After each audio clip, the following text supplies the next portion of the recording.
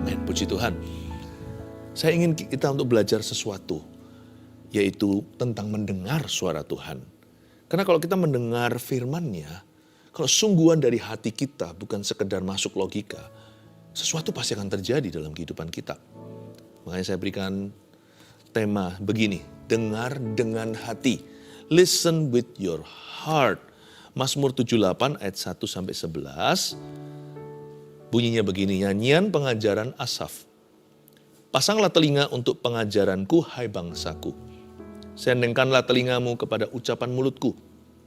Aku mau membuka mulut, mengatakan amsal. Aku mau mengucapkan teka-teki dari zaman purbakala. Yang telah kami dengar dan kami ketahui dan yang diceritakan kepada kami oleh nenek moyang kami. Kami tidak hendak sembunyikan kepada anak-anak mereka, tetapi kami akan ceritakan kepada angkatan yang kemudian. Puji-pujian kepada Tuhan dan kekuatan-Nya, dan perbuatan-perbuatan ajaib yang telah dilakukannya. Telah ditetapkan peringatan di Yakub, dan hukum Taurat diberinya di Israel. Nenek moyang kita diperintahkannya untuk memperkenalkannya kepada anak-anak mereka. Supaya dikenal oleh angkatan yang kemudian. Supaya anak-anak yang akan lahir kelak, bangun dan menceritakannya kepada anak-anak mereka. Supaya mereka menaruh kepercayaan kepada Allah dan tidak melupakan perbuatan-perbuatan Allah, tetapi memegang perintah-perintahnya. Dan jangan seperti nenek moyang mereka, angkatan pendurhaka dan pemberontak, angkatan yang tidak tetap hatinya dan tidak setia jiwanya kepada Allah. Bani Efraim, pemanah-pemanah yang bersenjata lengkap, berbalik pada hari pertempuran. Mereka tidak berpegang pada perjanjian Allah dan enggan hidup menurut Tauratnya. Mereka melupakan pekerjaan-pekerjaannya dan perbuatan-perbuatannya yang ajaib yang telah diperlihatkannya kepada mereka. Nggak usah dibuka, tapi di Roma 10:17 bunyinya iman timbul dari pendengaran. Pendengaran oleh firman Kristus. Di saat teduh bersama hari ini saya akan ajarkan praktisnya gimana sih mendengarkan Tuhan secara seksama sehingga kita tidak ketinggalan apa-apa. Jangan sampai kita kelewatan firman. Kalau berita masih bisa diulang, apalagi zaman sosial media, zaman media. Apa yang sudah diupload, diunggah, kita nikmati nanti, nggak usah live-nya. Tapi kalau Tuhan sedang berbicara sekarang, detik ini kepadamu, itu nggak akan terulang. Ada kuasa dalam firman yang demikian, rema namanya. Itu di kairos Yesus atau di waktu ilahinya. Firman yang seperti itu penuh dengan kuasanya. Namun kalau kita merasa kurang peka juga jangan tawar hati. Samuel, seorang nabi yang besar, mulai dengan mentah. Waktu dia umur 6 baru saja wisuda, masa-masa balita. Masih bocah, tapi dia mendengar suara Allah, dikira suara Eli pengasuhnya. Dikira Bapak Eli imam itu yang jadi papa asuhnya. Dia berkata, Bapak, apa yang bisa saya bantu? 3 kali Tuhan ulangi, berarti Tuhan itu sabar sekali. Jangan takutlah, asal tidak ada kesengajaan di dalam hati kita. Kalau kita kelewatan, Tuhan pasti menunggu. Tapi jangan memberontak kepada suaranya. Jangan kita mencobai dia, jangan mentang-mentang, dan juga jangan remehkan Tuhan. Mencobai Tuhan itu bukan hanya menantang, tapi juga meremehkan. Gampang lah, besok kan Tuhan pasti bicara lagi. Nggak tentu, kalau itu sikap hatimu. Makanya itu di sini, kita perlu untuk dengar dengan hati. Karena banyak mujizat tidak jadi terjadi, karena firman-Nya tercuri di tengah-tengah jalan. Apalagi kalau firman itu ditaburkan di jalan trotoar di dalam hati, atau hatinya keras, tidak mau gembur di hadapan Allah. Dengar suara Tuhan itu asal-asalan, gak mau sungguh-sungguh sekap dirinya di dalam kamar. Ya, dengar suara Tuhan itu bisa disambi dengan melakukan hal-hal lain. Tuhan gak suka dimadu, Tuhan itu maha cemburu. Kalau sampai kita tuh dengar suara Tuhan itu sambil mata kita itu ke kiri kanan, jangankan Tuhan. Pejabat aja bisa tersinggung atau orang yang lebih senior dari kita. Misalkan kita bicara, dia menginginkan perhatian kita penuh, lalu kita sambil telepon sama orang, atau mungkin kita sambil lihatin hal-hal lain, nggak bisa konsentrasi. Wah, jangankan Tuhan, manusia aja nggak mau digitukan. Apalagi kalau manusia punya kedudukan. Tuhan itu tidak untuk digampangkan. Dan suaranya itu berkuasa. Mujizat seringkali tidak terjadi dalam kehidupan seseorang karena dia kurang memperhatikan apa yang Tuhan sedang katakan. Dan toh kalau dia memperhatikan asal-asalan, firman itu jatuh di tanah yang asal-asalan pula. Belum sampai terjadi dibuahi, firman itu sudah tercuri oleh iblis.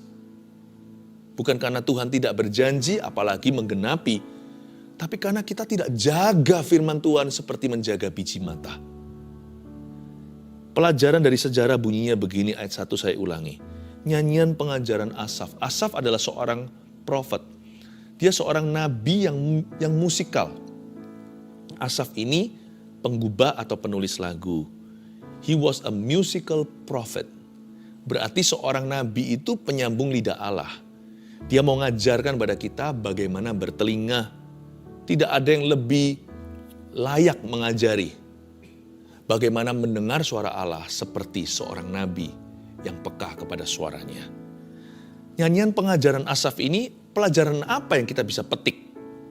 Asaf hendak mengajarkan kepada kita, supaya jangan sampai kita berakhir menjadi orang yang tidak percaya kepada Tuhan. Jangan sampai kita itu menjadi orang yang kurang percaya. Asaf ajari kita untuk beriman dan beriman pada firman. Dan firman itu berarti mendengar suaranya.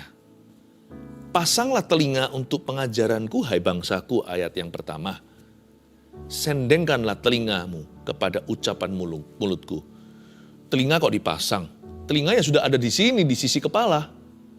Bukan hanya 1, 2 lagi. Pasanglah telinga itu artinya listen with your heart. Bukan hanya asal dengar, tapi dengarkanlah. Kita bisa loh, tidak perlu fokus pada sesuatu, tapi juga masuk ke telinga. Misalnya mungkin ada musik background ketika kita jalan-jalan di mall. Kita tahu musik itu, tapi kita tidak menghayatinya. Firman Tuhan tidak bisa sambil lalu.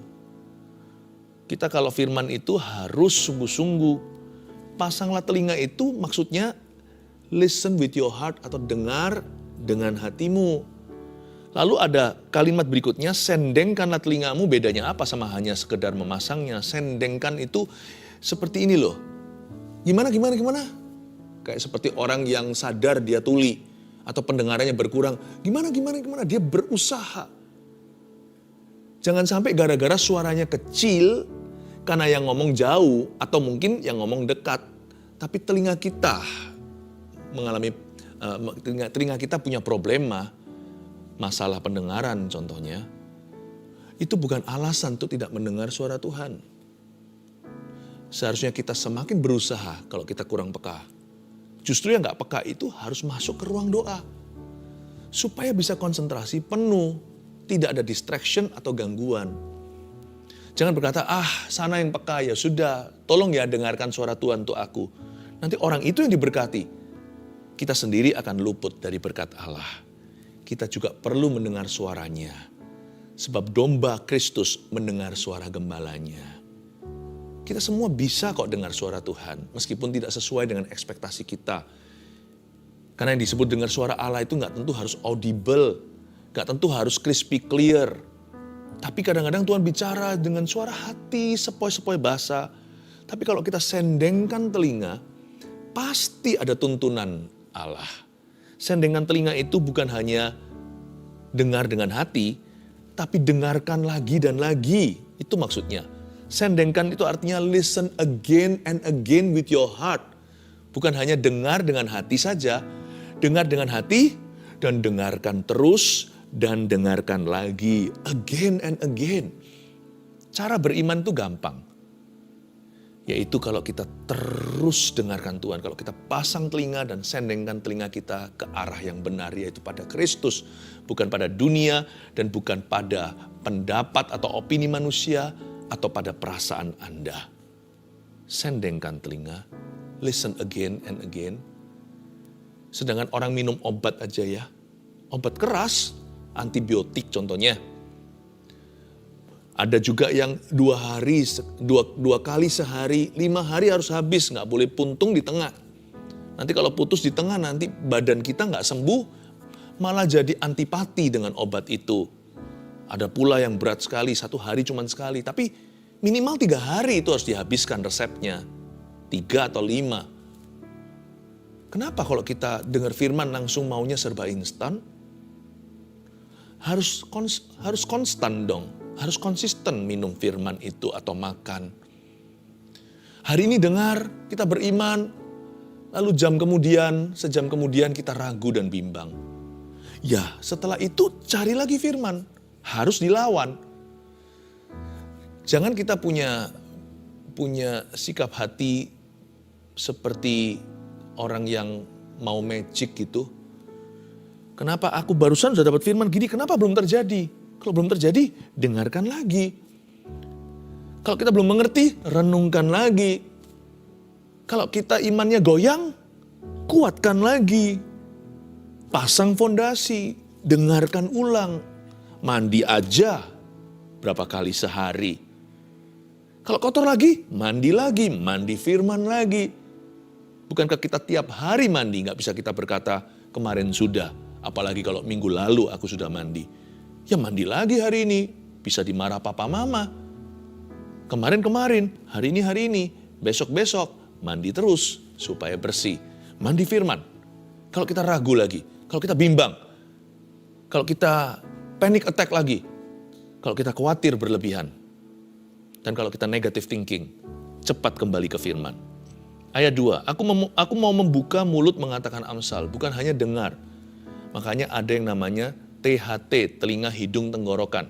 Telinga dan tenggorokan kita itu terhubung secara fisik. Kalau secara jasmani aja begitu, apalagi secara rohani. Nggak bisa kita mendengarkan firman itu, dengarkan suara Tuhan dengan hati, tapi mulut kita diam dan bisu. No, kita harus membuka mulut kita mengatakan Amsal. Belajar untuk mengakui firman dengan mulut sendiri sampai telinga sendiri bisa dengarkan. Itulah sebabnya mulut kita jangan diisi dengan keluh kesah dan menggerutu. Karena itu semua hanya mendatangkan kematian. Apa yang kau tabur kau tuai, bukan? Kalau kita menabur sesuatu yang sifatnya negatif, yang kita tuai masa positif. Kalau yang kita taburkan hanyalah keluhan, mana bisa masuk ke tanah perjanjian seperti bangsa Israel 40 tahun malah mati semua di padang pasir. Makanya di ayat 2 di sini ini telinga, hidung dan tenggorokan terhubung semua secara kerohanian. Aku mau membuka mulut mengatakan Amsal. Confess the word of God. Akui firman Tuhan. Ini loh ayat-ayat di Alkitab ini bukan untuk pengangguran. Ayat-ayat di sini itu untuk kita makan. Makan itu lewat mulut. Tapi makan firman itu berbeda dengan makanan jasmani. Makanan jasmani itu masuk ke dalam lambung, keluar ke jamban.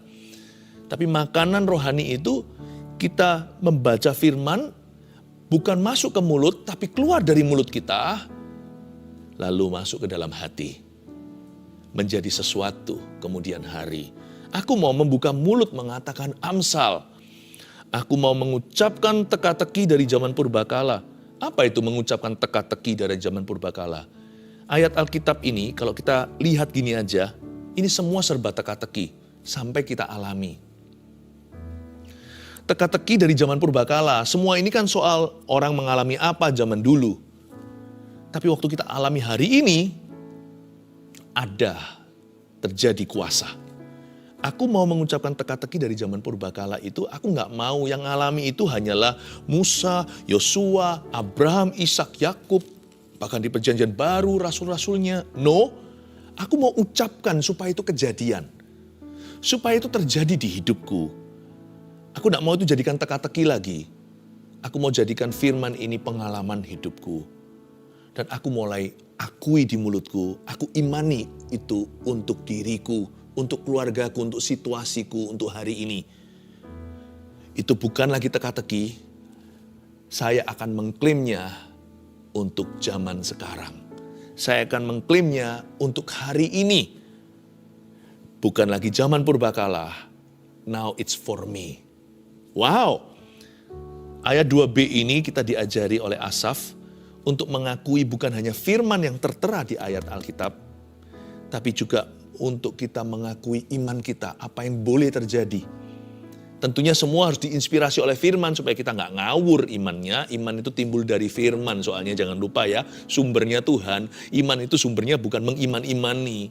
Iman itu sumbernya bukan positive thinking atau berpikir positif saja, apalagi berangan-angan. Tapi iman itu berlandaskan firman. Tapi iman itu mesti personal. Iman itu harus pribadi. Iman tidak boleh menjadi milik orang lain. Apalagi yang terjadi dahulu. Anda tidak percaya hari ini bisa terjadi lagi. Itu bukan iman, itu teori. Teori aja bisa terulang. Tapi kalau hanya story atau cerita, itu sudah jadi sejarah. Tidak ada kuasa. Tapi ketika Anda akui, diinspirasi firman memang iya, tapi Anda akui misalkan seseorang sakit berat, dan bahkan mungkin secara medis sudah tidak ada harapan. Tapi waktu Anda baca semua cerita kesembuhan, dari kitab Kejadian udah ada tuh Abraham berdoa seorang raja disembuhkan. Sampai kitab Wahyu ada firman daun-daunnya itu menyembuhkan bangsa-bangsa. Kalau Anda baca semua tentang kesembuhan di dalam Alkitab, dari kitab Kejadian sampai Wahyu, dan Anda berkata, "Then healing is also for me." Kesembuhan juga untuk aku. Ayat-ayat sudah Anda renungkan. Sekarang giliran Anda jadikan itu hak milikmu secara pribadi. Maka Anda mulai buka mulut dan berkata, "Tuhan, kesembuhan bukan teka-teki lagi. Jadikan realita dalam hidup saya. Tuhan, bukan lagi itu dari zaman purbakala. It's for me now." Atau mungkin Anda doakan seseorang yang Anda cinta. "It's for my husband," untuk suamiku. Tuhan Yesus, aku percaya aku sudah disembuhkan. Itu bahasamu sendiri. Itu bukan bahasa ayat firman. Itu bahasa yang orisinil dengan gaya bahasa Anda. "Tuhan, aku percaya Tuhan. Ya Tuhan, aku percaya suamiku sembuh. Aku percaya ya Tuhan, ini kemoterapi terakhir. Setelah itu Tuhan Yesus tidak ditemukan kanker-kankernya, atau bahkan belum kemoterapi bahkan. Bahkan belum sampai terjadi tindakan medis, Anda sudah beriman dan berkata, aku percaya besok waktu kita cek ke dokter, Tuhan," mungkin suaminya namanya Hani, ya kan? Atau panggilan sayang, "My honey," ya Tuhan, akan dideklar, dokter akan mencetuskan, ternyata tidak ada kanker di dalam tubuhnya. Dokter akan berkata, tidak perlu tindakan medis sebab dia sudah sembuh. Ini loh hasil yang lalu, ini hasil yang sekarang. Entah apa yang terjadi. Kalau dokter berkata begitu, angkat tangan dan berkata, aku tahu apa yang terjadi. Imanku menyembuhkan dia. Memang Yesus yang menyembuhkan. Tapi berkali-kali di kitab Injil, ketika seseorang disembuhkan karena beriman pada Tuhan, Tuhan lemparkan mahkotanya ke orang itu untuk menguatkan imannya. Tuhan berkata, hai wanita, imanmu telah menyembuhkanmu. Kita semua tahu yang sembuhkan Yesus, bukan iman orang itu. Tapi Yesus mau dia terlibat. Yesus mau dia merasa memiliki terhadap kesembuhan yang telah terjadi. Your faith, lady, imanmu, hai perempuan, telah menyembuhkanmu. Berhentilah pendarahan itu. Jangan jadikan apapun yang terjadi dulu, semua janji itu zaman purbakala. Atau purbakalanya mungkin gak setua Alkitab. Mungkin purbakala itu terjadi di hidup orang lain kemarin. No, katakan this is for me. Tapi supaya Anda gak lupa beriman, mulut itu harus terus mengucapkan, rajin-rajin setiap bangun tidur berkata, I am healed. Aku sudah sembuh. Setiap bangun tidur berkata, aku tahu aku akan keluar dari hutang yang jahanam ini. God shall bless my work. Tuhan akan berkati toko sandalku. Begitu. Nggak ada ayatnya toko sandal. Nggak ada. Ayatnya ya Anda yang alami itu. Bukan zaman purbakala. Dan jangan jadi teka-teki. Itu firman milik pribadimu. Milik pribadi Anda. Wow, ini powerful. Bukan hanya confession of the word of God, but confess your faith. Bukan hanya pengakuan firman, tapi akui imanmu. Apa yang boleh terjadi, apa yang bisa terjadi, apa yang mungkin terjadi, atau apa yang pasti terjadi jikalau Anda percaya. Ayat 3, yang telah kami dengar dan kami ketahui, dan yang diceritakan kepada kami oleh nenek moyang kami tidak hendak sembunyikan kepada anak-anak mereka, tetapi kami akan ceritakan kepada angkatan yang kemudian. Berhenti di sana dulu, ayat 3 saya ulang, yang telah kami dengar dan kami ketahui, dan yang diceritakan kepada kami oleh nenek moyang kami. Listen to others' testimonies. Jangan dengar gosip, apalagi fitnah.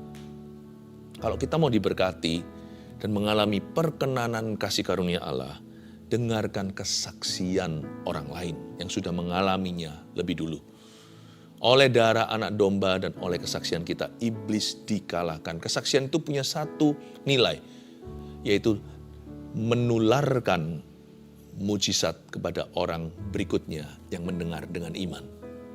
Karena kesaksian menginspirasi kita, membuat kita jadi, oh aku gak harus kalah. Jikalau yang lain ditolong, saya bisa.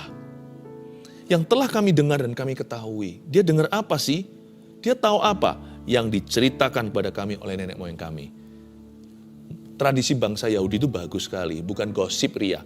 Tapi turun-temurun mereka ceritakan bagaimana Tuhan, Allah Israel itu pernah membelah Laut Merah.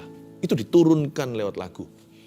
Makanya itu ayat 4b, apa yang tidak disembunyikan, puji-pujian kepada Tuhan dan kekuatannya dan perbuatan-perbuatan ajaib yang telah dilakukannya. Kalau 4b ini bicara tentang songs and stories, lagu dan cerita. Puji-pujian kepada Tuhan dan kekuatannya. Puji-pujian itu nyinggung-nyinggung kekuatan Tuhan. Selalu sindir-sindir, sindir yang baik maksudnya. Menyindir yang baik tentang kuasa Allah. Menyindir kita bahwa kuasa Allah itu masih berlaku untuk kita. Ini bagus. Puji-pujian kepada Tuhan dan kekuatannya. Mengingatkan kita apa yang Tuhan sanggup dan bisa. Dan apa yang Tuhan pernah dan akan lakukan dalam hidup orang yang percaya. Dan perbuatan-perbuatan ajaib yang telah dilakukannya. Ini bicara tentang mendengarkan lagu-lagu yang mengangkat iman kita daripada lagu-lagu yang sifatnya tidak ada makna rohaninya. Kalau kita dengar lagu sekuler, ya pilih-pilih sih, selektif saja. Tetapi misalkan kalau kita lagi sedih, jangan dengarkan lagu sedih. Lagu-lagu dunia yang membuat kita depresi. Justru dengarkan lagu syukur. Kalau kita lagi kecewa, dengarkan lagu kasih. Kalau kita lagi putus asa, dengarkan lagu iman. Karena puji-pujian kepada Tuhan dan kekuatannya dan perbuatan ajaib yang telah dilakukannya itu tidak hendak disembunyikan. Jangan sampai kita itu dengar lagu yang salah di waktu yang salah. Listen to faith-filled, uplifting praise. Dengarkan puji-pujian yang penuh dengan iman, pengharapan dan kasih. Puji-pujian yang mengangkat semangat kita atau yang memberi semangat. Telah ditetapkannya peringatan di Yakub dan hukum Taurat diberinya di Israel. Nenek moyang kita diperintahkannya untuk memperkenalkannya kepada anak-anak mereka. Supaya dikenal oleh angkatan yang kemudian, supaya anak-anak yang akan lahir kelak akan membangun dan menceritakannya kepada anak-anak mereka. Itu yang saya katakan tadi, saya nggak usah ulangi. Simple aja, ayat 5 dan 6 itu bicara tentang tradisi Yahudi. Orang Yahudi itu punya tradisi yang unik sekali. Mereka itu tradisinya diturun-temurun melalui kesaksian dan kesaksian yang dilakukan. Karena itu nggak sampai turun ke bawah, itu kuat tradisinya. Culture-nya. Kita bisa mencipta juga kingdom culture atau kebudayaan kerajaan sorga sekeliling kita. Mungkin iman kita belum kuat, tapi kalau kebudayaan kita bangun dulu, iman kita gampang kuat. Contoh ya, kalau orang pindah dari satu negara ke negara yang lain, misalkan kalau kita mau belajar bahasa Inggris, kenapa orang kalau belajar di luar negeri Inggrisnya lebih lancar? Karena dia tinggal di kebudayaan mereka. Orang mau belajar bahasa Indonesia juga sama. Misalkan ini ada orang barat, mau pindah, lalu ke tanah air. Dia belajar di luar sana bisa, mungkin baku yang kaku. Tapi ketika di sini bahkan ngerti slang-slangnya, bisa bahasa daerah. Kenapa lebih cepat minimal pendengaran? Karena dia terpengaruh dengan kebudayaan. Kalau kita bangun kebudayaan kita, baik itu di keluarga kita. Kenapa keluarga orang tertentu itu penuh dengan berkat mujizat? Saya nggak berkata ini secara manual. Tuhan nggak bisa dimanipulasi. Oh kalau kita begini Tuhan kasih gitu. Emangnya Tuhan itu ATM atau Tuhan itu vending machine? Tuhan itu bukanlah satu mesin atau yang kita masukkan koin lalu keluar habis itu sodanya kalengan. Lalu keluar kopi lalu keluar benda-benda yang kita beli. Tuhan nggak begitu ya, tapi sebaliknya. Kadang-kadang kita mengalami minimalis pekerjaan dan perbuatan Allah itu karena mana kita tidak mendengungkannya dan kita tidak membangun kebudayaan itu di rumah. Makanya keluarga kita itu seolah ditinggalkan. Tapi kalau kita membangun culture itu bisa lewat lagu, lewat kesaksian, lewat firman dan pengakuan iman. Saya rasa ya, meskipun keluarga itu ada yang sakit keras, jauh lebih kuat menghadapinya jikalau tidak sembuh secara instan. Belum lagi ada kesempatan yang sangat besar terjadi miracle dari Tuhan, terjadi mujizat dari atas. Ayat 7, supaya mereka menaruh kepercayaan kepada Allah dan tidak melupakan perbuatan-perbuatan Allah, tetapi memegang perintah-perintahnya. Supaya mereka menaruh kepercayaan kepada Allah, inilah tujuan kita membangun kebudayaan mengakui firman, mengakui iman, dengarkan lagu-lagu pujian, saling memberikan kesaksian, dengarkan kesaksian. Ya. Jangan cari yang aneh-aneh di internet. Kalau memang cari di internet, cari yang beginian. Yang membangun iman di CG, di Gereja Mawar Sharon, di cell group atau connect groupnya. Selalu ada juga saling sharing dan saling menguatkan. Tujuannya supaya mereka menaruh kepercayaan kepada Allah. Pelajaran berharga di sini dari Asaf adalah supaya jangan sampai kita menjadi golongan orang-orang yang tidak percaya atau kurang percaya. Tapi supaya kita punya iman pada Allah yang hidup. Dan jangan seperti nenek moyang mereka ayat 8, angkatan pendurhaka dan pemberontak. Angkatan yang tidak tetap hatinya dan tidak setia jiwanya kepada Allah. Lihat itu ada 2 kalimat di sini, tidak tetap dan tidak setia. Ini bukan orang yang meninggalkan Tuhan, tapi orang yang goyah. Ya iyalah, kalau dia nggak ngakui begitu, minum pil sekali maunya dapat segala sesuatu. Dia nggak tetap hatinya, karena dari awal dia nggak pernah masukkan firman itu sungguh-sungguh di hati. Kalau dia dengar, dia nggak dengar dengan hati. Dia dengar itu cuman jadikan Yesus sebagai salah satu opsi. Dan bukan hanya itu, setelah dia dengarkan, dia juga nggak tetap.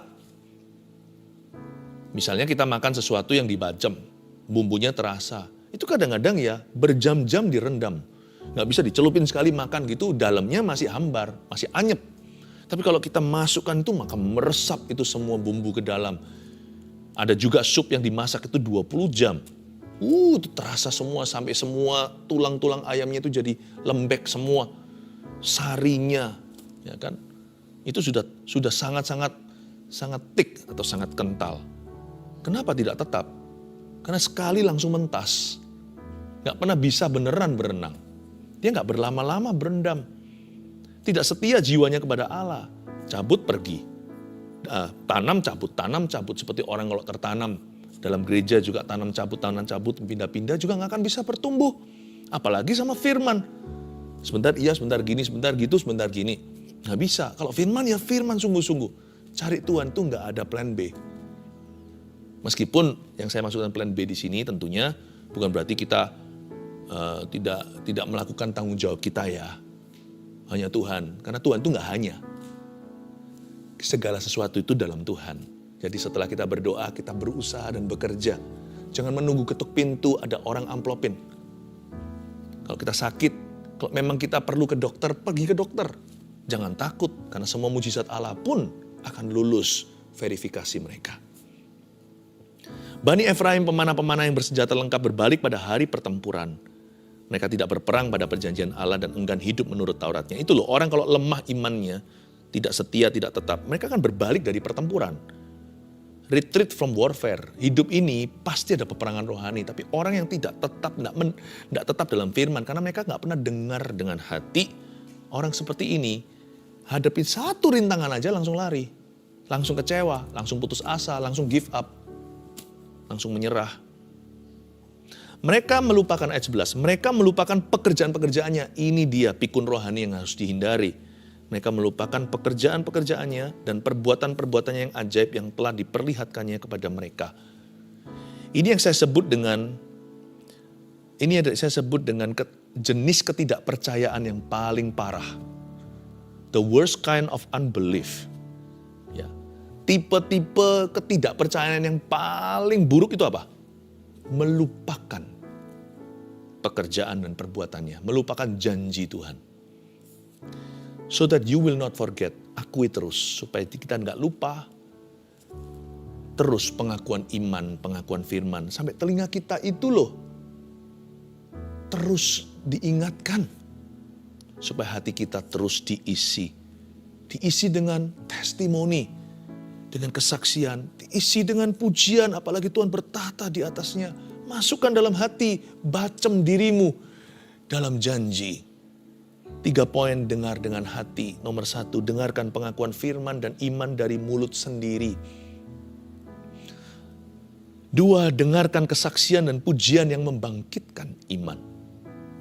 3, dengarkan berkali-kali, semua yang di atas tadi, dengarkan berkali-kali agar tidak lupa untuk beriman. Karena orang yang lupa, tiada obatnya. Ayo dengar dengan hati, apa yang Anda imani hari ini? Saya minta Anda untuk mendengungkannya.